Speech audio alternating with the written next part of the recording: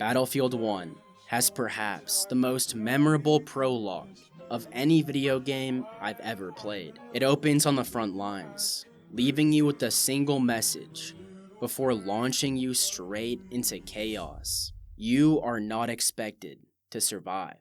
And you don't. You hold your position as long as possible, with characters yelling orders, desperately attempting to hold the line. But eventually, you're overwhelmed. The screen fades to black, and a soldier's name appears, with their birth and death dates, often no older than 19 or 20. There is no respawn, no second chance. Instead, after a moment to let that sink in, you're thrown back into combat, into the eyes of another soldier who faces the same fate. This intro highlights the reality of war in a way that most other first-person shooters fail to accomplish. You can even spot soldiers in the background, looking desperate, demoralized, and confused.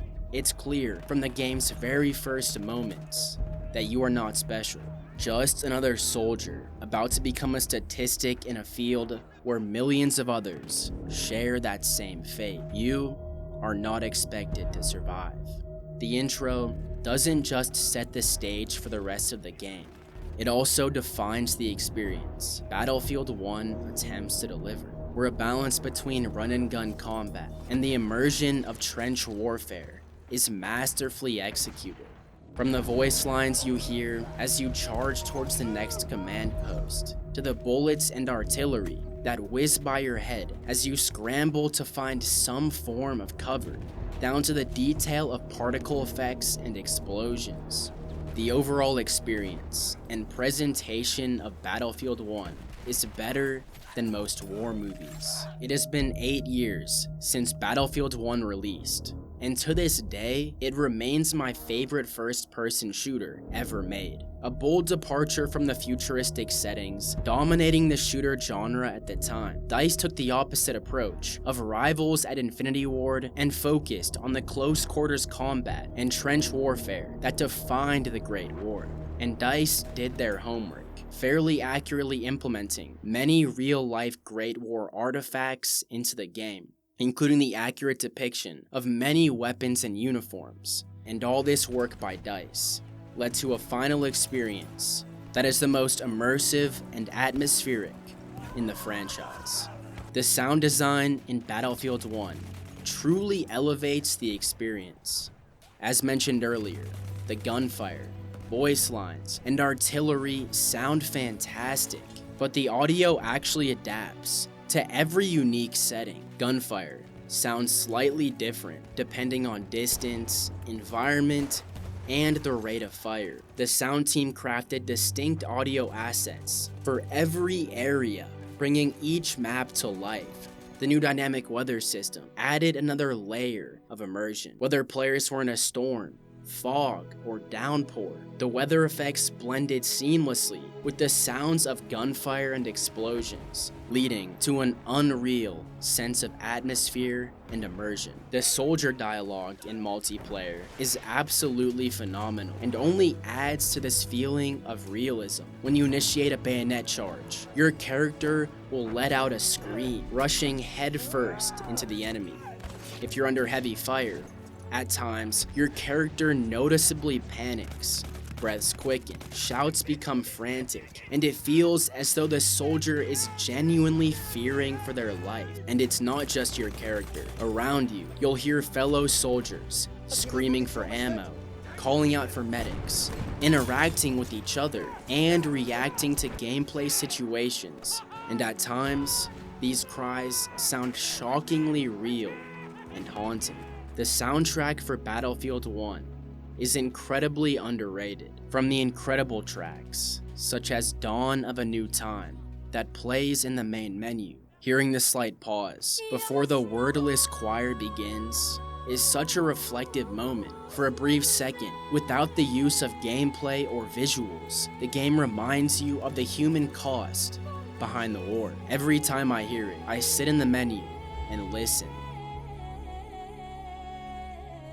But beyond that, the soundtrack as a whole is really well done, even if I usually played with the music turned down. Semi-destructible environments return from previous entries.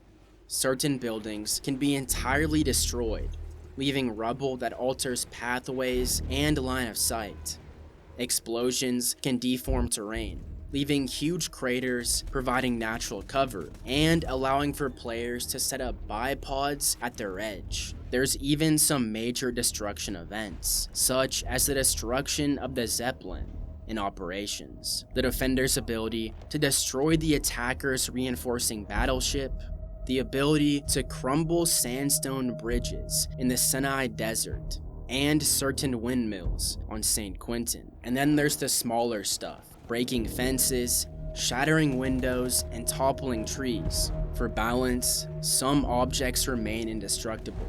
But overall, Battlefield 1's destruction mechanics elevate the authenticity of every war-torn map, creating a sense of environmental progression that feels dynamic and ever-changing. The newly implemented dynamic weather system is well implemented, including subtle events like the sun peeking out from the clouds, to it beginning to rain, where you can see raindrops visible on your weapon. While these are pretty minor changes, certain weather events can completely change the way that players approach the battlefield. When a dense sandstorm rolls in, it can provide visual cover for an attacking team to cross an exposed portion of the map, or fog in an urban environment, which practically eliminates sniping until the fog subsides. The game's graphics have aged tremendously well. The team at DICE used a technique called photogrammetry, where developers use real-life, high-resolution photos, which allowed them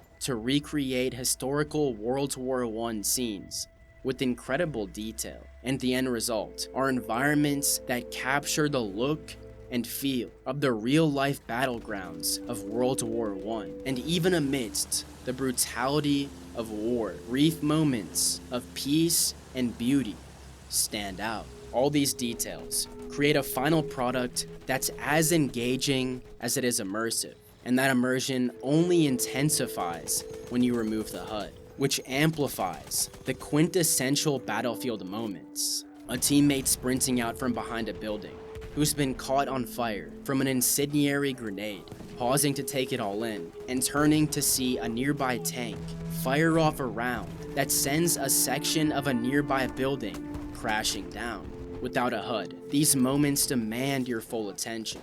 Every choice is intensified, like deciding to bayonet charge a bunker without any indication of how many enemies might be waiting inside, fully aware that if you fail, it's over. Without a HUD, the game truly shines in close quarters urban combat, a hectic battle for control of the streets, taking advantage of the game's destructible environments to tear through windows and clear out enemies from inside buildings, watching as artillery and explosions wipe out entire chunks of nearby structures, and setting up bipods on broken windows and doors to stabilize your weapon. Without a HUD, you are left at even more of a disadvantage, and it's a bit of a learning curve to even remember the uniforms of your team, specifically on night maps or when weather conditions change. But after hours of playing without the HUD, it is, in my opinion, the most immersive